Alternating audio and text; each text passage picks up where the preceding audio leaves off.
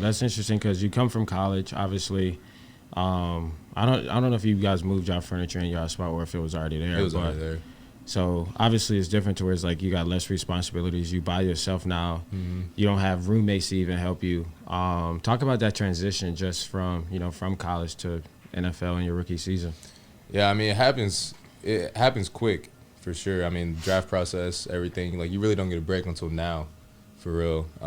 Going from after your last college football season into training for the draft, and then you go straight into rookie minicamp. Like, I didn't even know rookie minicamp was, like, 3 days after you get drafted. So went there, but, like, transitioning from college, it's just, it's a lot longer hours, because you don't have school and stuff, so like, you can be there all day long. But I think it's a lot more rewarding, to be honest, because you got to treat it like a job at that point, and it's like you're working a 9 to 5, but you just play football for a living. And like, just being an adult, paying taxes is for real. Taxes is real. Having my own crib, it feels good though. What are you doing in your free time now? It is, I guess, a 9 to 5, but you also get done, like you mentioned, you get done at 5, and you got the rest of the day. Yeah. So what did you pick up in your free time? Hella video games, like a lot of video games. So I'd come home and watch film for like hour or two. I'm gassing. I watch for like an hour, because you're watching film all day. So exactly. So, I mean, it's not that much you can really watch. Yeah. So I watch film for about an hour. Then shoot straight video games. I kind of try to explore Baltimore a little bit.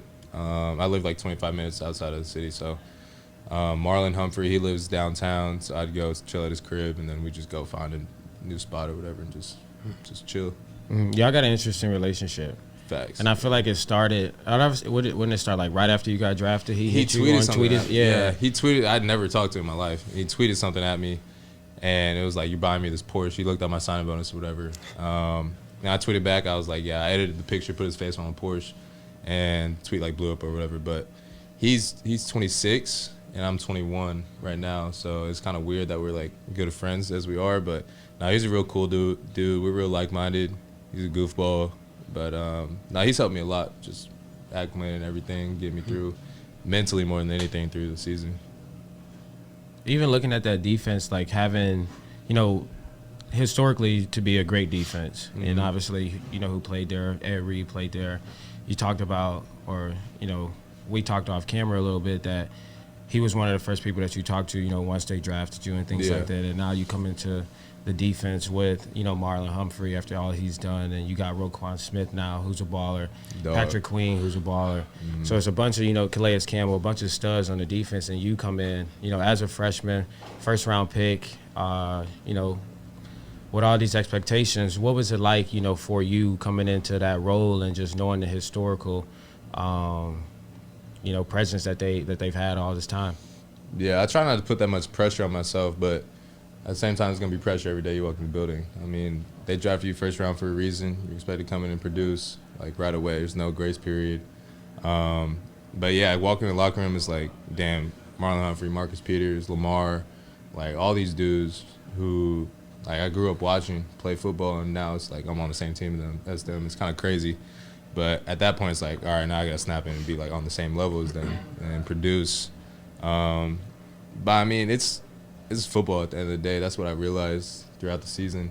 Because at the beginning, I'd get in the games and be like, damn, I'm really in the NFL. But then as, like, we got further in the season, it's like I feel like I belong out here and started making more plays. And it's just, I feel like that's a natural step that everybody takes. What was it like getting Roquan Smith midseason? Roquan, I can honestly say Roquan is, if not the best, like, top 3 football players I ever played with. Like, sometimes it feels like I'm out there playing 1 on 11. He's just making every tackle, like, all over the field. He's a Georgia boy like me. I never even heard of where he's from, though. So he's from in the sticks. But he's a dog. He's super athletic, super cool dude. Everybody loved him when he got traded there. I don't know how we got him, but, I mean, I'm not mad at it at all. He just changed the whole defense, and we just signed him to a big contract, too, so he's going to be there for a minute. Yeah, I grew up a Bears fan, and when they traded Roquan, I was sick. I didn't understand why they didn't pay him. That was the most cap in the league. It was money? It was money, yeah. They need him. Or don't they got to draft a linebacker now this year? I Well, the Bears have the number 1 pick this year, so they'll probably trade down and maybe get like Will Anderson or something like that. Yeah, they don't know what they're doing, huh? Bro, you're a Browns fan. Right, let's keep going. We don't have the number 1. We had it for a few years. But talk about you talk about, when you first start, it's like, dang, I'm in NFL, but then also obviously at the end of the season you felt more comfortable. What was that welcome to the league moment for you? Shoot, Tyreek Hill, week 2, I think. We're up like a lot, like in the fourth quarter. Were you watching this game? They came back though, right? Yeah, they came back. So we were up like a lot in the fourth quarter. Like, I've seen fast people before. Like, he can roll out. Like, that dude's different type of fast. And I remember I was in the post, and they gave that classic, like, over with the post. Get a rookie safety to battle on the over, and they throw the post. So I never even saw him. And then I just see Tua wind up. I'm like, oh, shit. And then just bomb one, touchdown. So they're down like 14 now or something like that. And then it was just, he scored another deep touchdown. And it's just like, every single week in the league, it's not guaranteed. Like, at Notre Dame, we'll play a really big game, and then we'll play like FCS school. We're supposed to win. Like, in the league, it's like you got this dude, back to back to back to back. So it's like we didn't get blown out or blow out anybody the whole season. It kind of doesn't really happen. I feel like this will resonate with all of us. Compare, because everyone talks about Tyreek Hill's speed, but for Notre Dame fans, compare like Braden Lindsey to Tyreek Hill. What's like, because we obviously both seen him run, and then obviously anyway, if you've watched the game, you've seen him take off on like a jet sweep or anything. Yeah. So compare like who's faster, and maybe even by like how much. Braden's my boy. I was just with Braden last weekend, but nah, he's not as Tyreek. But Braden's like, he's got like hella smooth speed. You know that. Like, as soon as he gets going, like builds up, like you're not really finna catch him. Tyreek, I would say, is more sudden. Like, as soon as he gets off the ball, he's at top speed, it feels like. And he just eats up all the space that you give him. But yeah, Braden, I mean, it's a different type of speed, but at the same time, like, this dude's in college, you got real speed like that. And at the same time, Tyreek puts it all together, like with his route running and everything. That's what makes him one of the best in the league. I remember that moment in camp. I don't know who sent this video. It might have been T. Joe. He sent us a video in our group chat, or I might have seen it on Twitter. And it was like you were one-on-one against, I don't know, some receiver. Bailey. Shout out Bailey. He was an undrafted dude. And he played in XFL or USFL or something like that. Everybody was just like, oh my gosh, just started like immediately, like this was like maybe the first like open practice of the year or something. Yeah. And fans were like, oh my gosh, like we drafted the wrong player. Like he's not good in coverage and all this stuff. And, obviously there's going to be, doubters, there's going to be naysayers and everything. But like this was probably the first time from fans, gassing you up, happy to, know, that they got you, to now it's like the first time that they're, dogging you. Yeah. What was that like, when you went back home and just, obviously thought about that or saw it or whatever? Yeah, so it's actually funny. I was having a straight practice or whatever, and then I had a one-on-one rep against Bailey, and I like faked a jump jam just so I was trying. It was something. terrible. I was trying. It was terrible No, technique. it was terrible. I watched it. I watched it and I said, bro, I don't know what you were doing, but I hope that was just some shit you were trying out. Nah, yeah, I'd never done it in my life. I was like, whatever, I'll try it out. We're in practice. What's the worst that could happen? And all of a sudden it just blows up, has millions of views. But so I like fake jump jam, and he inside release. I was like, oh, he's running a dig. So I tried to slip the dig, and I'm like, oh, he's running a corner now. So it looked bad or whatever, and I didn't really think that much of it. Go home, didn't even see nothing that night, and I wake up, like I get text from my family, like, bro, are you trash? Like, what's up? They were like joking, but like, bro, what's up? And I'm like, what are you talking about? So I go on Twitter, where it's like Barstool, like everybody is just like going in, and I tweeted something. I was like, yo, I'm getting cooked right now or something on this app, like making a joke of it. But yeah, no, I didn't really check Twitter after that, after the season, or the rest of the season. But I mean, we live in a social media age. Like, people are gonna blow stuff out of proportion. I mean, especially if they don't like you to begin with, and it's just a narrative they can run with, and then. But it is what it is. I mean, I have no control over what other people say. I don't really give it to that. So, I mean, it's kind of funny looking back on it. People are like, "Oh, he's a bust," this and that, and the third. But I mean, it was just a one-on-one rep in camp. Summer and camp. Sports fans, especially football fans, are so hilarious. You're like 5 practices in, and they're calling you a bust. Yeah. I'm a Bears fan, and this is a bad example, but like the night Mitch Trubisky got drafted, like my homies are calling him a bust. And, that kind of... The night he got drafted? Yeah, I was like, bro, that's not fair. He got drafted 10 minutes ago. Like, you don't do that. Facts. Mm-hmm. It's kind of crazy. Like, I realize now, like, being in Baltimore, like, fans are crazy up north. Like, Baltimore, Pittsburgh, New York, because they don't really got college football like that, which I now realize, like, Georgia, everybody's Georgia fans, like South Carolina, Florida, like, they all got football teams down there, Alabama. But, I mean, Baltimore, like, the Ravens are... That's everything Baltimore is. And, like, whether you do good, they're going to gas you up. If you do bad, they're going to have your head on a stake. Like, it's very hit or miss with them. But at the same time, you got to understand that and just take it in stride and be like, it's temporary. I went to the game that y'all played, the Saints, in New Orleans. Both great atmosphere, both great fan bases. But I was sitting behind a couple Ravens fans, and I'm telling you, they didn't sit down the entire game. They was dancing. Crazy. They was screaming. Y'all ended up winning that game. I think y'all might have blew them out too. But no, that was like the first time that I got like a taste of like what the Ravens culture is like, because they took over. And don't get me wrong, the Saints fans were great, but they weren't really nothing to cheer for. So the Ravens fans just took over. Yeah, it's crazy. Like I said, like there's no NBA team. I mean, it's the Orioles, but I mean at the same time, like the only football they got is Baltimore, like the Ravens. So I understand when they get like super pissed at us, like at the same time when they're happy we win, but like they travel really well. That's also what I realized. Like there were Ravens fans at our preseason game in Arizona. I was like, why are y'all out here? It's a preseason game. You look at the. Did they do the solo intro of you when you ran out? Yeah, like towards the is end it like season. smoke and everything too? Yeah. Now, I never got that experience, but running out of the smoke at Notre Dame, comparing it to running out of the smoke solo. Yeah. Obviously with Baltimore, compare those two and maybe which one might be better. Notre Dame is definitely better. I didn't want to run out in Baltimore. I'm like, bro, this is gonna be hella awkward. Like I don't have nothing to do. I don't have no Ray Lewis like dance or nothing. Like it's gonna be like Kyle Hamilton. I'm just gonna be jogging out, and I'm not even the type to be. I'm not even the type to get geeked up like that. So I'm just like, I'm just gonna run. And at that point, it's like I feel like in college it's more like pageantry, especially at Notre Dame. Like you got the band playing and stuff like that. Like league, I feel like I'm running out and I'm just like straight business. And like at Notre Dame, it's like, dang, like look at all the fans, like this and that. And so it's a different feeling. But no, I don't really rock with running out by myself. For real. That's an interesting take. Yeah. Some dudes love it though. Yeah, nah. Some probably they put on a performance like they can't wait for that moment. Yeah. Where'd you grow up? Atlanta. You grew up a Falcons fan or? Nah. The only Atlanta team that I liked growing up was the Braves because we had season tickets. So we would go dang near a lot of games, but I wasn't a Falcons fan. I was a Michael Vick fan though. True. Yeah. So being from Atlanta and then your recruiting process, like what made you choose Notre Dame? Stereotypical Korean mom. I'm half black, half Korean. She was like, "You're going somewhere with good academics." So my brother went to UPenn. He played basketball there. So I was Ivy League or something on that level. And growing up, my recruiting process was kind of slow because I didn't really know I was going to play football like that. I was a basketball player. My pops played basketball. Brother obviously did. So I was actually going to quit football and focus on basketball, but then I just got a football offer out of nowhere. So I was like, all right, I'll keep playing.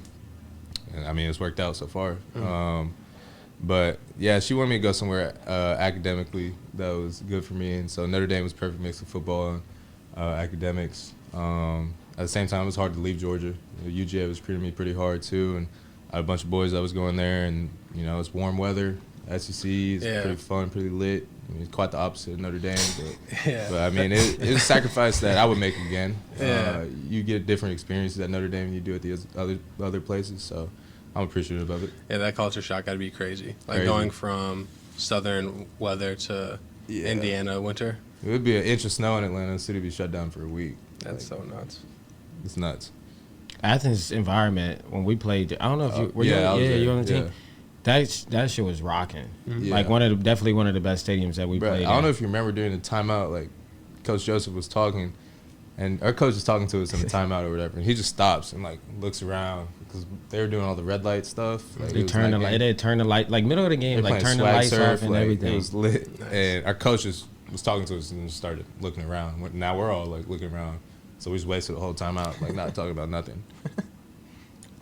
That was an eventful game. We should have won that game. We should have won that game. What was the final? I think we lost by like 6 or something. I think we had a chance to win. I think we had the ball last. We had an opportunity to win. I think we threw a Hail Mary. We didn't catch it. We lost. I think Georgia won the Natty that year. Mm-mm. They didn't? They lost to Bama. Devontae caught that bomb, I think. That felt like a long time ago. That was a long time ago. That was 4 years ago. 4 years ago, yeah. What was the score? 2019? 23-17. Oh, 23-17. 2019 was that the score of the year 2019? No, that was 2017. 2017, yeah. That's when they had like Chubb and Sonny Michel. That team was good too. Y'all should have won that game too. Yeah, that's like Notre Dame. We should have won. We should have done a lot of things. What were your thoughts of Sean when you first met him? Facts. I was scared to talk to Sean for like the first 2 months. He gives off those vibes. I was like, I would say something to him. I'm like, all right, he doesn't want me to talk to him. Like, I get that. I'd be like, what's up, bro? Kyle, whatever. He was like, all right. Like, why are you talking to me? But, nah, he loosened up a little bit. When he actually realized I was going to be playing a little bit, I think that's when he that is not. He kind of warmed when up. did that type of guy? I don't know. You came in my 5th year? Nah, your senior year. Wait, no, your 5th year. Yeah, that was my 5th year.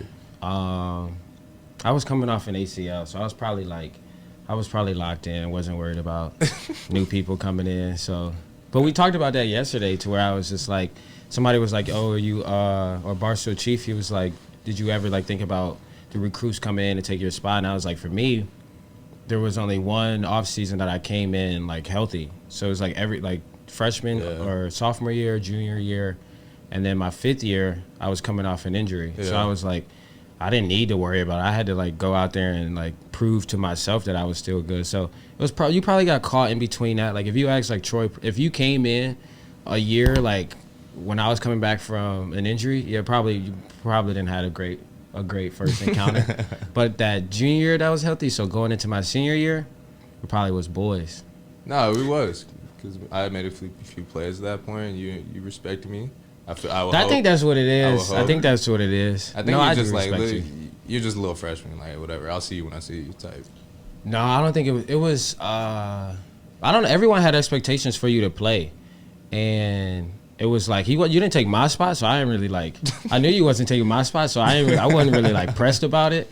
But it was no, but like obviously like then when you got out there, it was just like, yo, this dude is gonna help us win games. Like you probably were the only one who caught interceptions in camp. So it was transactional. No, you were just friends with me because I was helping you. That's straight. Yeah. It's straight. I get it. I mean, that'll start a good relationship. Facts. If we're on the field and it's like, yo, and I could rely on, because that's when I feel like that's when our secondary was low key the best. It was like Troy. There's a lot of NFL dudes in that secondary for sure. Lowe. Troy Lowe, Jalen, you. J Love had just left, but he could have been there too. Notre Dame might be DBU, huh? I won't go that far. No. Yeah, no gas. I wasn't gonna go that far. O-line you? Tight end you? O-line, tight end, yeah. Tight end you for sure. Tight end you for sure. As of late, Iowa has some good tight ends though. Noah Fant and Hawkinson. Didn't Kittle go there? Decade. Kittle went there too. But when did Kittle come out? 2011, 2012? He's been in the league for a minute. He's not that old. Nah, he can't be that old. He gotta be like 2015. Guess his age. 28. George Kittle's 20. I'm gonna say like 31. I'm gonna say 28 too. George Kittle is 29. Oh. He got drafted 20. Oh yeah, I was way off. Drafted 2017. Oh wow. The Super Bowl actually for the first time. How was that? So was this your first? Well, last year you were training. So how was this being able to go to the Super Bowl? It was so fire. It was just like there's a lot going on at Super Bowl, and Scottsdale was like the perfect place to have, like Phoenix. It was lucky chilly though. It was, but at the same time, it's like so much going on that you're like I'm cool with this. And the sun's out at least. It's not like Chicago or Notre Dame, but there's so much going on out there. Like, you were out there. Yeah, I went hiking for the first time. Where? Camelback. I've heard of that, actually. It was pretty. Why? It was my first time in Arizona. I had a friend, and they were like, "Yo, you want to go hiking?" I was like, "Bet." I never been. Nah, it's just like a good workout. Like it's safe for like the first part, and then if you want to like get to the top, you got to start. That's when you got to start like climbing and doing all those things. We stopped at halfway though, just because of time crunch. Not because I didn't want to go. Because of time crunch? Time crunch. Yeah, but no, it was dope. Like your glutes and everything, like quads, calves, all that stuff gonna hurt the next day. But I definitely got some good pictures and everything. Had the wet made it up there with me, so it was a good time. You should definitely try it if you've never done it though. I might. That sounds hard though. That sounds dangerous. Yeah, it does sound a little dangerous. It's not that dangerous. You could dehydrate. I don't know. Not with the wet though. Not with the wet. You won't dehydrate with the wet. Anything That's why I like was that. good. Person with me didn't have wet, and I had to carry them down the hill. You didn't share? They didn't make enough plays for you? They actually tell you, like, if you go hiking, like, make sure you have like 32 ounces. I think this is 12, so I had to like, make sure I had enough for myself, because it's no good if there's two dead people. Yeah. Facts. I had a random thought. When you were doing the podcast at school, did you ever get any backlash for like would like your coaches or administration, like, did you ever like say something you shouldn't have said on the podcast and someone was like, hey, like, calm down? We were very careful, and we'd also cut stuff out after. And we worked with like Colin Coward's The Volume. Have you heard of that? Yes, I have. Yeah, so we were working with them through like NIL. It was actually fire. We got paid for it. It was fun. We got to set up, like, we had like painted like a Pong table, just thinking it was gonna be for Pong, and we ended up using it as our like podcast table. Actually, I have no clue where that table is. I gotta ask them where it's at. But we would cut stuff out, but we try to keep it as real as possible. I mean, I think that's why people listen to it. They want. We would do it because it's a perspective not from a Notre Dame beat writer or something like that, just like straight from the source. But we got a pretty good listen. There were students that would come with me all the time and be like, Inside the Garage, love Inside the Garage. I was in Arizona at the Notre Dame game, and there were like three dudes at the tunnel. They were like, I love Inside the Garage, like this and that. This is the name of our podcast. But I think we had more of an impact than we think we did. No, definitely. Just because you look at it's a space that everyone wants to know. Everyone wants that type of insight. You're only going to get so much from the coach. The coach is so buttoned up. Facts. Even like I did a podcast with a few coaches, and like, bro, you ask them a question, they know that like it's right away, and it's the best answer that they can that they can come up with. Answers. That's all and I'm like, yo, they're prepared like for any question, for anything that goes on. So it's like, to get it from a player who's maybe even seeing it different than the coach. Yeah. And not necessarily in a bad way, but just like in a different way. And I mean, it was four of y'all. Obviously 3 played defense, and then Connor was on offense. So it was a good perspective on both sides of the ball. I felt like y'all had a interesting season. I don't know how you lost to Cincinnati, but I mean, I still be thinking about that sometimes. But other than that, I thought it was bombed down before halftime. Were you watching that game? I was at that game. You were at the game, dude. Every game that I come to, I think you guys lose. So you need to stop. Yeah, coming. Stop coming to the game. You need to stop coming. Last year I went to Stanford. I didn't go to Marshall though. So but I went to Stanford, and they ended up losing that one. So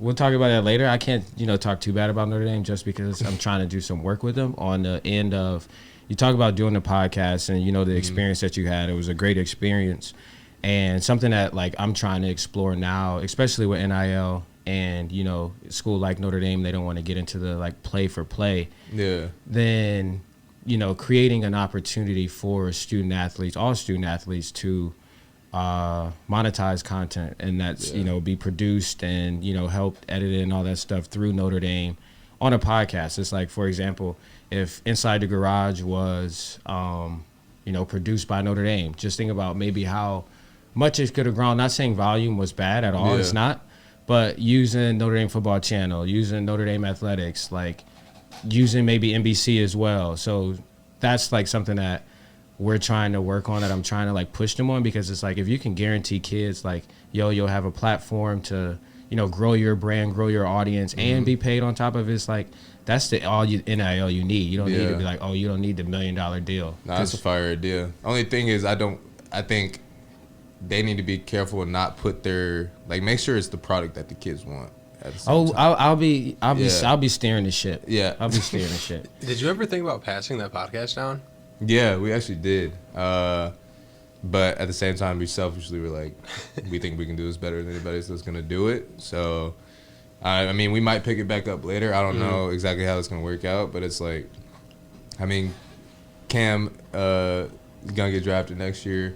KJ is gonna get drafted next year, and Connor is about to be like doctor. So it's like, these are like really different perspectives, but like we are like-minded, and I feel like it's nothing really like it. Not that we're like competing or anything, but with who? You. Oh, there's no competition. There's no competition? Nah. On what side? I'd say there's a little bit. Why? I feel tension. They had me on their show. I'm playing. It was fun. But I mean, it's I think it's our baby at the end of the day. And I feel like passing it down would kind of defeat the purpose of everything. I feel it. Yeah, I feel it. And I agree with that, because it's hard to like start something and like put your identity and like passion into it, and then just pass it down to some kids to where it's like their passion may not be into it. It's just like, oh, Kyle just told me to do it, so let me do it. And if they get paid more than us, I would be sick. I mean, that's gonna happen though, because you got to think about the money now is insane. That's what I'm saying. I didn't even get paid, so like seeing what y'all got, and then like 10 years from, well, depending on how they regulate and everything, but the way it's going right now, in 2-3 years, dudes are gonna be living where the coaches live. Yeah. Facts. Driving what the coaches drive. There's dudes that make more than anybody else in the building, except for head coach. I just saw something that said Livy Dunn make $3.4 million. Yeah, I'm not going to school. What am I going to school? Not going to class? Why go to school? Facts. That is true. But I the way it's going now, I feel like they're about to pull it back so much. Though. That's also a thought, though. It's going to happen. It has to. If you're getting it, now everyone's not getting the 3.4 like Livy Dunn, or even just, the quarterback type money, but do you think, I wonder if there'll be a case to where it's like, how some kids sit out at a bowl game or whatever. Yeah. Some kids just like, if you make $3 million in college, am I going to be that pressed about the league? Facts. Or I'll just stay a fifth year. If I have a fifth year and stay there, I'll make more if I was going to be a mid-round pick. Dude, what? If it was NIL, I would have stayed like 10 years. Forever? I would still be there. Because think about it, like in college, that's bro. Nuts. Brandon Whedon did that. If you could get a minimum $100K till you're like 26, you're doing better than a lot of people fresh out of college. And dudes are making more than $100K. That's what I'm saying. So like minimum, if you're getting $100K each year. I saw Bronny made $7 million this year. Bronny's like 17. Yeah, that's insane. That's crazy. 7 M's. I mean, he doesn't need it, but at the same time, like, that's crazy. $7 million, that's a lot of money, bro. In 1 year. In high school? 4-year, $28 Did you make any dumb purchases in college? Honestly, no. I didn't spend that much money in college. I don't even spend that much money now, for real. I just invested all my money that I made there in NIL. And I was only in NIL for 5 months because it got passed in the summer going into my junior year, and then I left after junior year. So I made a good amount of money. Nothing crazy.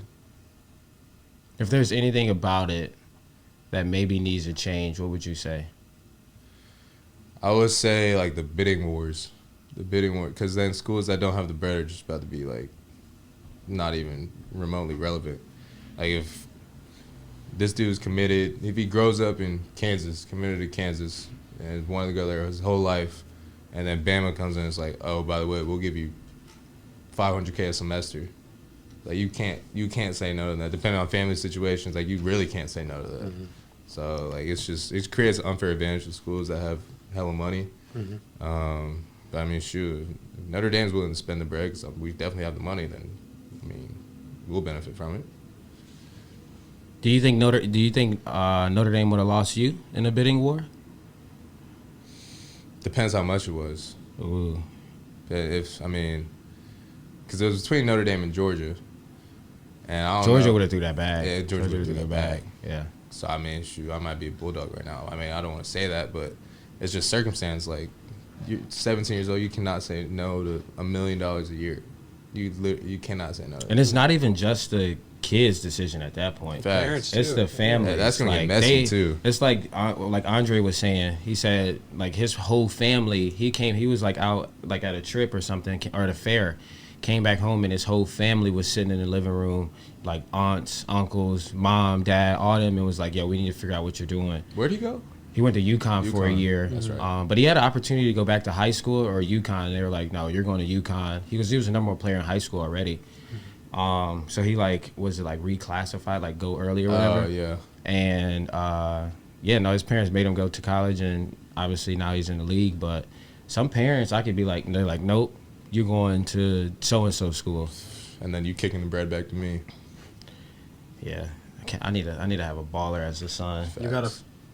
Oh, never mind. I was gonna say some wild shit. Keep going. You gotta say it now. Yeah. What? Nothing. Just we'll talk about it later. Off camera. Is it bad? No, it wasn't bad. It was like. You might as well say it. You're gonna have to like.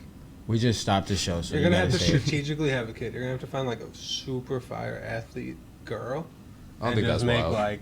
That's not babies. wild. Girls do that all the time. Yeah, I just don't want that in the podcast. You know, it's just girls do that all the time, bro. Yeah. I mean, they want a guy who's, no offense, like who's tall, and like. Why'd you say no offense? I mean, I'm not saying he's not a desirable dude, but like, can we pause that? No, this is rolling. First of all, because I think some girls do want a shorter guy. No, some do. Short, twitchy, gritty guy that knows how to get it in. Whoa. You feel me? I think that's some people got their cup of tea, some like a dark light. Hey. Nah, but girls do that all the time for sure. Pick a spouse based on what kind of kids you're gonna have. Chad Johnson always say he does that. Or really? He did that. I mean, I feel like he don't really need nobody spectacular. He's Chad Johnson at the same time. His genes gonna go a long way. I don't know. He be might be contaminated with McDonald's. Yeah. That's facts. Is it true he used to be sleeping in the locker room in I Cincinnati? don't believe that. He said that, but I really can't believe that. They said he slept there the first 2 years of his career. That's insane. He also flies Spirit everywhere. What does he spend money on? You gotta spend money on something. Probably trips. He got 9 kids. That's true. His child support's going nuts. Crazy. If he even is paying. You still fly Spirit? I've never flown Spirit in my life. I'm not even trying to be bougie. I'm from Atlanta, so all we fly is Delta. I didn't know that was an Atlanta thing. It's an Atlanta hub, yeah. Interesting.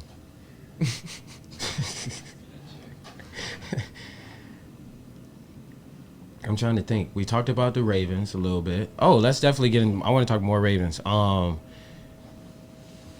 starting or having a season that you did at the beginning, like a lot of people, or because you kind of went from playing a lot at the beginning to playing a little bit, then playing a lot again. Yeah. So in that transition of, obviously things weren't coming as easy as they probably did in college. Things probably were happening a lot faster. During that transition of trying to just regain that confidence, just just a playmaker who you were in college, what were some things that you made? What were some adjustments that you made? Because clearly at the end of the season you were back on your stuff and then obviously named rookie team at the end. I'll say I was thinking too much at the beginning. And like I said, at a certain point, you're it's just football. The field's still 100 yards, still 53 and a third yard wide. I've been doing it since I was 5. Just go. I'd be saying all the time, just go hoop. Hoopers just say, just go hoop, just go get a bucket. That's how I feel I'm playing football. And I think for a little bit there, I was just trying so hard not to mess up that it messed me up. And, it's just thinking too much can cause you to slow down. And I was just out there thinking. And then when I gained more playing time, I was just I'm just going to do me. I'm going to play within the defense, but at the same time, I'm play fast, make plays. That's what I've been doing my whole life. So I think it's I grew a lot throughout the season. Just settle down, just be you. I think that's what told me and told myself and helped me a lot. Why'd you pick number 14? I've never really been into a number. When I came to Notre Dame, it was between 14 or 23. And I was like, just give me 14. And then NIL, I had a little logo with the 14 was incorporated in it. And so that worked out perfectly with my initials. And then when I got to Baltimore, I was the 14th pick, and 14 was available. I was like, I mean, it's right here in my face. I might as well take it. Super pause. Super pause. but that's a promo clip. Yeah. Super pause. But I mean, that was the whole reason behind it. Nothing really crazy. Did you? All right, let's recoup. We good? All right. Did you think you were going to Baltimore? Like, did you think you were going to fall at 14? Or I had no clue where I was going to go, especially playing safety. It's like a team could have fell in love with me, or I mean, there hadn't been a safety draft in the first round the past 2 years of the draft prior to that. So I mean, for me to even be a first rounder was like fire. But I had no clue going on draft night. I knew it was between probably like 7 and 14. I went 14 to Baltimore, but I mean, the green room is crazy, and it's like, you know who's gonna go 1, you know who's gonna go number 2. Once you get to like 3, 4, 5, like it gets like you can hear a pin drop, and like everybody's just waiting, and all of a sudden you hear like a family clapping. You're like, all right, next pick. But all my friends were like calling me, like just blowing up my phone, like trying to mess with me, being like, that's whack. Yeah, nah, it was funny at the same time. Like I had friends in the green room with me that would call me, like be in the corner, like acting like they were a team or something. But it was fun at the same time, and it was in Vegas too, which was fire. If it was I don't know, if we were in Cleveland, I don't know if I would have gone. No offense, but if it was in Cleveland, I probably wouldn't have gone either. I went. So. I wouldn't have gone either. Were you in Vegas? Bro, really? Oh, you were there after. Sorry, it was a long day, bro. Really, bro? You were there. My fault. I was literally in this hotel room, took pictures. like 30 minutes after the draft, he was there. Went out after, like, damn. That's day one activity. I appreciate that. From not liking me in the locker room, now you with me at the draft. Yeah, dang, that's we what came I'm a long saying. way. So, like, it's really about me. It's like I'm judging character, and then like once I label you as good, yeah, facts. Now we dogs. That's real with you, because I feel like you observe more. You're like, nah, I don't like him, and then it's done at that point. Like, it's over with. There's no getting back on your good side. But like, if you're like, I can rock with you a little bit, then you can mess with me. Good judge of character. I would say I am. I would say you are too. But even though we've been friends for probably a year, there's still days where like I'm talking to you, I'm like, damn, I don't think he likes me. Bro, today on the phone, I called him and he was like, yo. I was just slow this morning. No, this was 2:00. He was like, yo. I'm like, are you straight? Like, you just woke up? He was like, nah, I'm just chilling. What's up? I'm like, but like the way he said it was like, damn, do you want me to hang up? Like, is now a good time? Like, I don't know. All right, I'll go back after this and work on my people skills. I think what are some? I know that I need to work on my people skills. What are some things that you may need to do?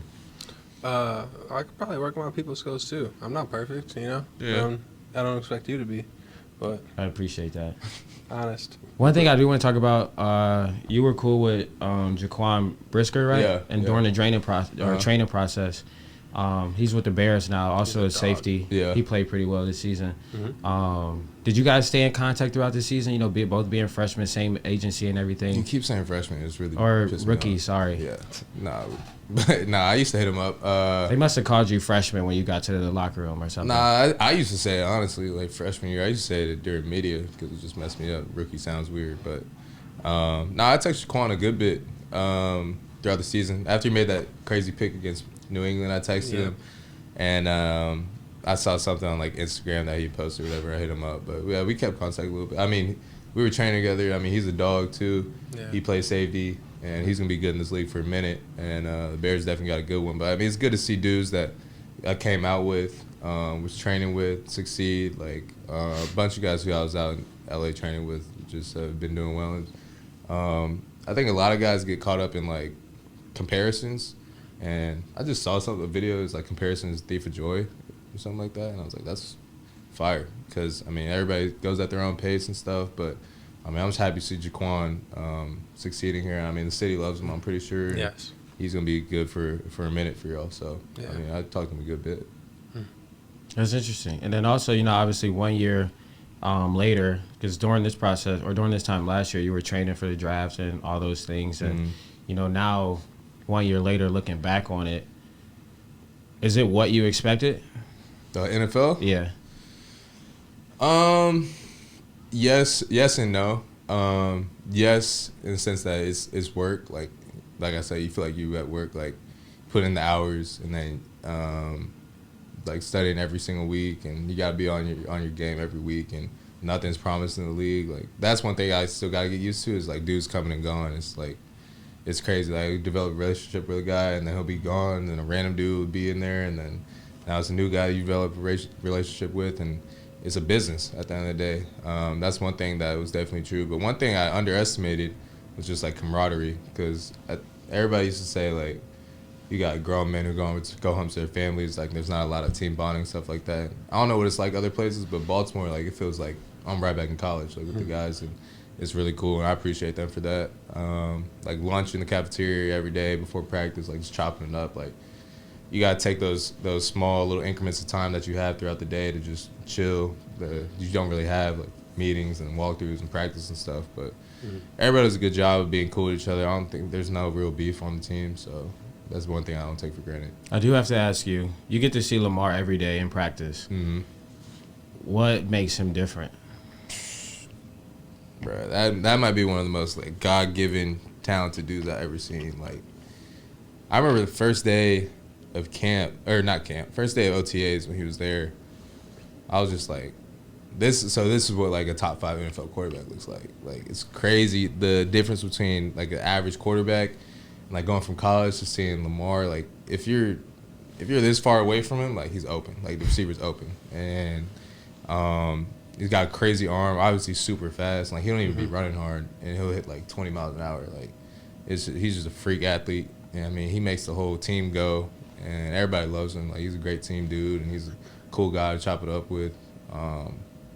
I mean, I don't know what's gonna happen with the situation or whatever, but I mean, he definitely helped me a lot, just helped me be myself and stuff like that, and give me confidence and just chop it up.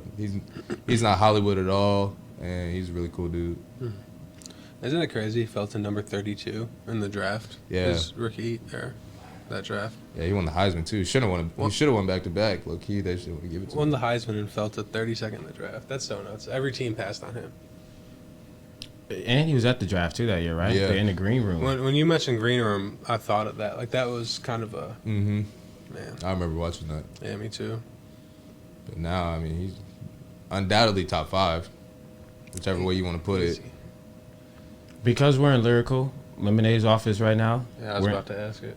We're in Chicago. You guys are going to the Bulls game. Hopefully they win, but. Also, since we're in this office, there's obviously a bunch of, albums behind you. You asked me pre-show what my rap name would be if I was a rapper. what I don't have any answers, but what would be your rap name? My rap name is Fried Rice. You feel me? So we're not listening to that. No, you got. I'm coming on the EP. So Fried Rice. I'm half black, half Korean. Fried, black, rice, Korean. Fried rice, it is what it is. What's your first song? Chopsticks, that's what it gotta be. Somebody already said I could do that. That'd be hard though. Chopsticks, like talking about chopsticks, but like talking about chopsticks at the same time. Nah, I would need a ghostwriter though. That's the problem. I can't freestyle. You could ghostwrite for me? I'm talented, but not that talented. We could outsource for that. I'll be the hype man on the stage though. I should take care of that. You could open for me. You can be like Drewski. Like Drewski do opening for people. It's time to end it because we're just chatting about stuff that doesn't even make sense. Yeah, I do not support that. I don't feel like being the chopstick record is could be too problematic. That is true. It'd be bad image. It'd be like what's Buddy from the Hornets? Oh, bro, Miles Bridges. We were talking about booking him for the festival. Getting him like that would have been hard. He's a good rapper. That would have been hard. He's just kind of tweaked. That would have been hard. I'll show just in case the camera dies, and it was like yesterday. 4 minutes, all right, but I would just hate to keep talking, and then we have the situation from yesterday, so I'm getting in front of it. I'm trying to think of like any more questions. I think we took care. Quick answer. Who are some artists that you listen to? Like, who are some of your favorite musical artists? Drake. Yeet. This is a good amount of Yeet. Wayne. Big Migos fan. Unfortunately, I mean, everything been going on with the Migos. Sad to see, but Migos, Kanye, SZA. Crazy. A lot of SZA fire. Mariah the Scientist. I listen to everything. So like. You actually came to the Summer Smash one year. I did. Yeah. 2018 or? Yeah, freshman year, 2019. Someone just told me this the other day, and you paid to go, right? Oh yeah, I was super low key. Nobody knew I was there. That's nuts. I was in the mosh pit and everything. I still got videos on my phone. That's awesome. Who'd you see that year? Yachty. Yeah. Cardi. Those are. Is that the year Yachty did his walkout, like the legendary one? No, he's been at our festival like 3 out of 4 years. Okay. I want to say that was 2021. Okay, that's electric. It was fire. That was fire for sure. I was so sweaty. I'll never do that again. I had to do it because I was like young and had to go in the mosh pit. I'll never do that again, bro. Ever. That was terrible. If you want to come back this year, you don't have to be in the mosh pit or anything. I might just do it. Get you some passes. All right, last question. Last question, really quick. 20 minutes. Last question, really quick. MJ or LeBron? LeBron.